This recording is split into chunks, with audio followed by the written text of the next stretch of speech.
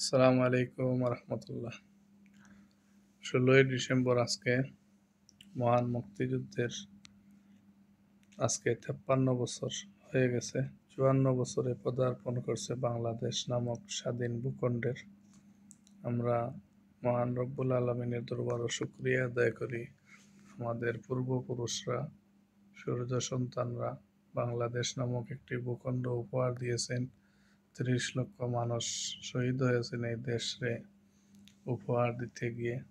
2 লক্ষ মা বোনের ইজ্জত হানির বিনিময়ে এই দেশ স্বাধীনতা পেয়েছে। এমনি এমনি কিন্তু এই বাংলাদেশ আসেনি। 1 সাগর রক্তর বিনিময়ে কিন্তু এই বাংলাদেশ স্বাধীন হয়েছে। পৃথিবীর ইতিহাসে এরকম ইতিহাস ঘাটলে পাওয়া যায় না বাংলাদেশের মতো এত বড় একটা হিস্টোরি, এত বড় জঘন্য অপরাধ করেছিল সেই পাকিস্তানিরা। আসলে ওরা কিন্তু আমাদের ঘুমন্ত মানুষের উপরে, ঘুমন্ত বাঙালির উপরে, ঘুমন্ত নিরস্ত্র বাঙালির উপরে তারা কিন্তু ঝাঁপিয়ে পড়েছিল সেই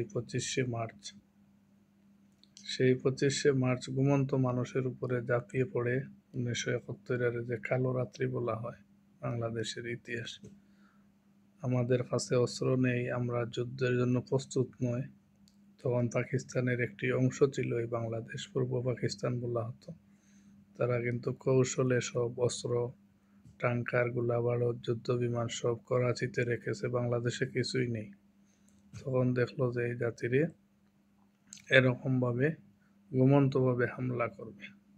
তারা বলেছিল যে বাংলাদেশকে নাকি আরব সাগর বানিয়ে লাহোরে গিয়ে নাস্তা খাবে। সেই পরিকল্পনা করে ট্যাঙ্ক, গোলাবারুদ, যুদ্ধর কামান সব নিয়ে এসে বাংলাদেশে বিভিন্ন বুদ্ধিজীবী, শহীদ, শিক্ষক, সাহিত্যিক সবগুলারে মেরে ফেলা শুরু করলো, যাতে বাংলাদেশকে একদম আপনার এই নিরস্ত্র তো করবেই বটে, এবং এমনভাবে তারা নিরক্ষর বানানোর চেষ্টা করলো, পায়তারা করলো, যাতে বাংলাদেশকে নিরক্ষর বানানো হয়।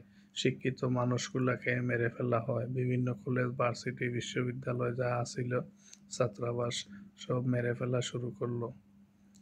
যখন আল্লাহর হুকুম আমাদের বাঙালিরা হিন্দু, বৌদ্ধ, ইসলাম, মুসলমান সব মিলে যখন একটাকে একসাথে গাথা মেলে সব যখন একসাথে আওয়াজ তুললো এবং যুদ্ধ জায়গায় জায়গায় আত্মগোপনে গিয়ে যারা ট্রেনিং নিয়ে কাজ শুরু করে দিল, তখন কিন্তু পাকিস্তানিরা 9 মাস পর পরাজিত হলো, আত্মসমর্পণ করতে বাধ্য হলো যে এখানে আর যুদ্ধ করে লাভ নেই।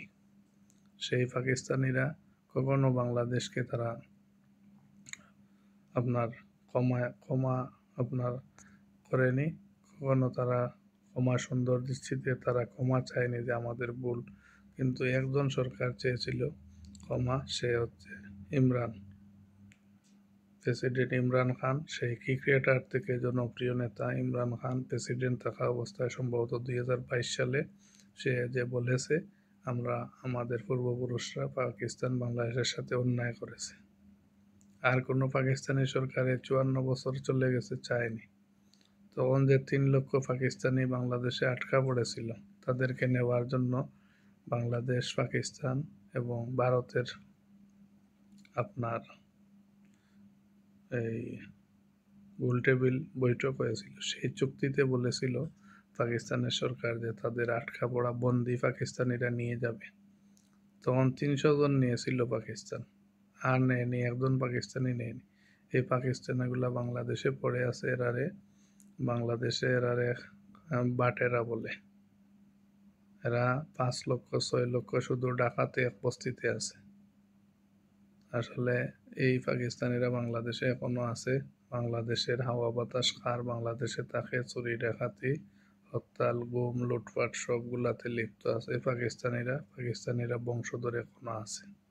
কিন্তু দুঃখজনক হলেও সত্য, কোনো সরকার পাকিস্তানের নিতে চায়নি পাকিস্তানিগুলারে। যাই হোক, আমাদের বিজয় হয়েছে বাংলাদেশের। আমাদের বাঙালি জাতি সবসময় যুদ্ধ করে জয়লাভ করেছে।